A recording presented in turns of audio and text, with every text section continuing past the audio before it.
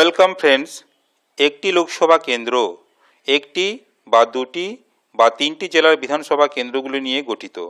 রাজ্য তথা পশ্চিমবঙ্গে আপনার লোকসভা কেন্দ্র কোন কোন জেলা এবং কোন কোন বিধানসভা কেন্দ্রগুলো নিয়ে গঠিত তা আজকের ভিডিওতে আলোচনা করব। প্রথমেই পশ্চিমবঙ্গে কতগুলি জেলা আছে দেখে নেব। টোটাল 23টি জেলা আছে।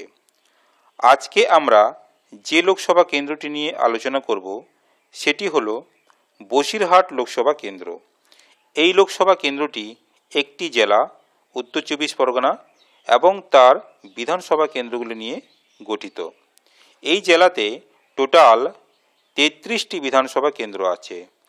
তার মধ্যে বাদুড়িয়া, হারোয়া, মিনাখা, সন্দেশখালী, বসিরহাট উত্তর, বসিরহাট দক্ষিণ, হিঙ্গলগঞ্জ, এই 7টি বিধানসভা কেন্দ্র নিয়ে বসিরহাট লোকসভা কেন্দ্রটি গঠিত।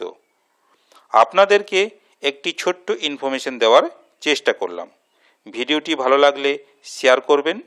আপনারা ভালো থাকবেন, সুস্থ থাকবেন। ধন্যবাদ।